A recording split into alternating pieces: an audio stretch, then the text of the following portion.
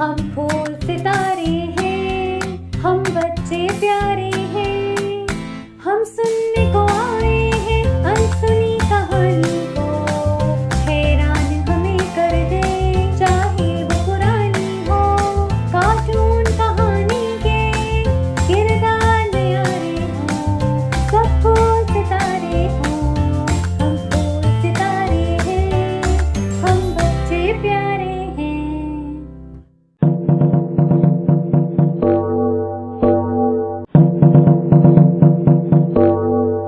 سینکڑوں سال پہلے کی بات ہے کہ ایک بادشاہ روزمرہ کے معمولات سے بیزار ہو گیا۔ اس کا دل کسی چیز میں نہیں لگتا تھا۔ اس کی خواہش تھی کہ کوئی ایسی انوکھی چیز اس کے دربار میں لائی جائے جو اس کو تجسس اور حیرت میں مبتلا کر دے۔ اس کے دربار میں بہت سے لوگ آئے، کسی نے انوکھے کرتب کر کے دکھائے تو کوئی دور دراز سے عجیب و غریب چیز لے کر آیا، مگر بادشاہ کا جی ایسا اچاٹ ہو چکا تھا کہ کسی شے میں دلچسپی محسوس نہ ہوتی تھی۔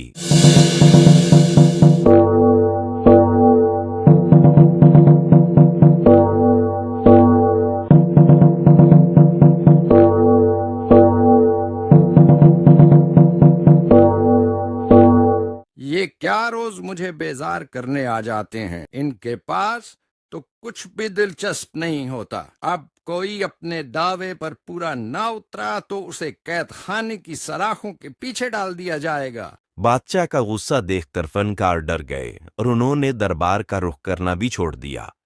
میں نے بادشاہ کے سامنے ایسی زبردست غزل پیش کی، لیکن انہوں نے داد تک نہیں دی۔ میں نے بھی جادو کے ایسے با کمال کرشمے دکھائے، لیکن بادشاہ کو ایک آنگ نہیں پائے۔ ٹھیک کہتے ہو بھائی، بادشاہ کو تو میرا فن بھی نہیں پایا۔ ایک روز بادشاہ حسب معمول اپنے تخت پر اکتاہٹ میں بیٹھا تھا کہ محل کے دروازے پر ایک شخص نمودار ہوا اور دربانوں سے کہنے لگا، محل میں خبر کرو کہ سیسا بادشاہ کے سامنے اپنا ایجاد کیا ہوا کھیل پیش کرنا چاہتا ہے۔ دربانوں نے اسے اپنے ارادے سے باز رکھنا چاہا، لیکن وہ کسی صورت نہ مانا۔ ارے بھائی، کیوں اپنی جان کے پیچھے ہاتھ دھو کے پڑے ہو؟ یہاں سے الٹے قدموں لوٹ جاؤ۔ بادشاہ کو کھیل پسند نہ آیا تو قید خانے میں پڑے سڑتے رہو گے۔ تم میری فکر مت کرو، جو منظور خدا، بس جا کر محل میں خبر دو۔ جیسا تم چاہو، ہمارا کام تو تمہیں سمجھانا تھا۔ یہ کہہ کر دربان محل میں گیا اور بادشاہ کو سیسا کی آمد کی خبر کی۔ سیسا کو آن کی آن میں بادشاہ کے سامنے پیش کر دیا گیا۔ محل میں سب سیسا کو حیرت سے دیکھ رہے تھے۔ سیسا نے تختے کو بادشاہ کے سامنے پیش کیا اور اپنے ایجاد کیے ہوئے کھیل کے بارے میں بتانے لگا۔ بادشاہ سلامت، یہ کھیل میں نے کئی برسوں کی محنت سے بنایا ہے۔ دنیا بھر میں اس کے مقابلے کا کوئی دوسرا دلچسپ کھیل نہیں ہے۔ سچ کہوں تو یہ بادشاہوں کے کھیلنے ہی کا کھیل ہے، کیونکہ اس میں بھی ویسی ہی ترکیب چاہیے جیسے ایک بادشاہ کو جنگ میں جیتنے کے لیے۔ سیسا نے کھیل کا نام شطرنج بتایا۔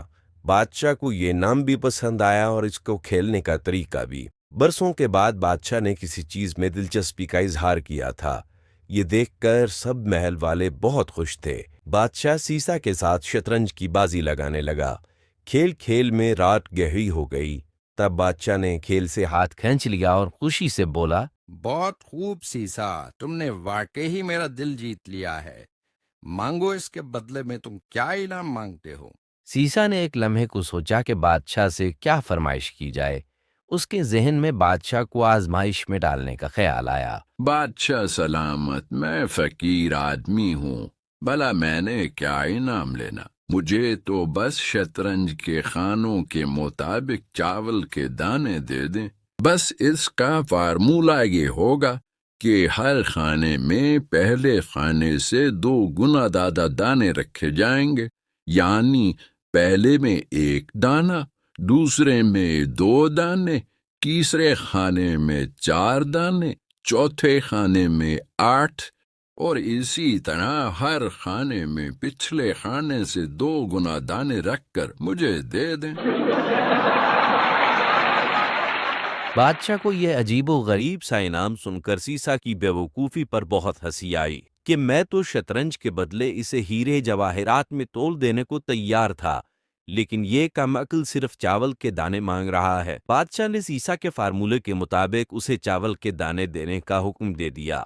بادشاہ کا حکم دینا تھا کہ وزیر مشیر کام پر لگ گئے۔ جب وہ شطرنج کی پہلی قطار کے آخری خانے تک پہنچے تو چاول کے دانوں کی تعداد 128 ہو گئی تھی، اور اسی طرح دوسری قطار کے آخری خانے تک چاول کے دانے 32,768 ہو گئے۔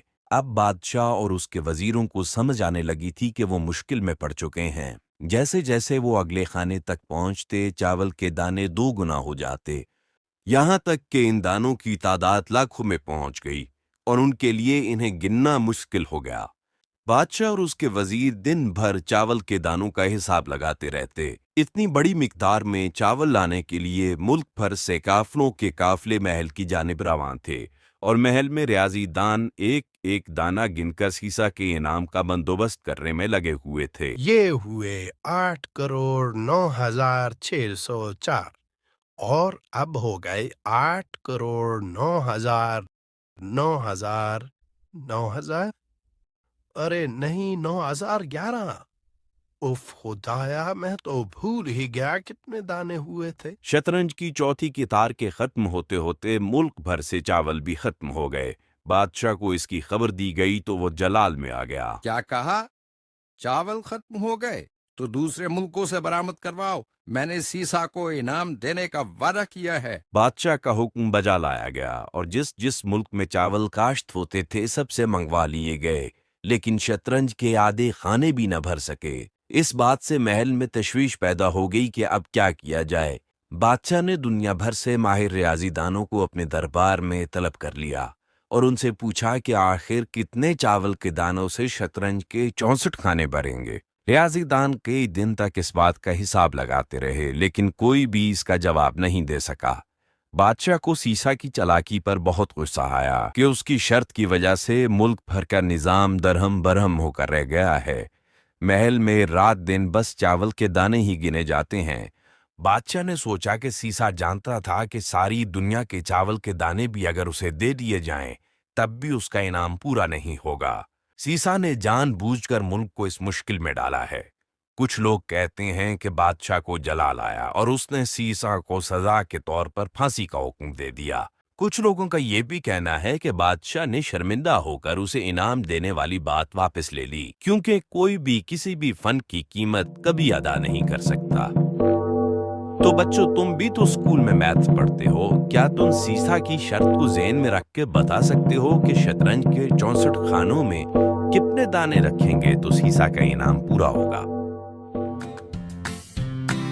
ہم پھول ستارے ہیں، ہم بچے پیارے ہیں، ہم سننے کو آئے ہیں انسنی کہانی کو۔ یہ آسمانی ریچھ کبھی کبھی تو شرارتوں سے زمین کا نشانہ لے کر ستارے پھینکنے لگتا۔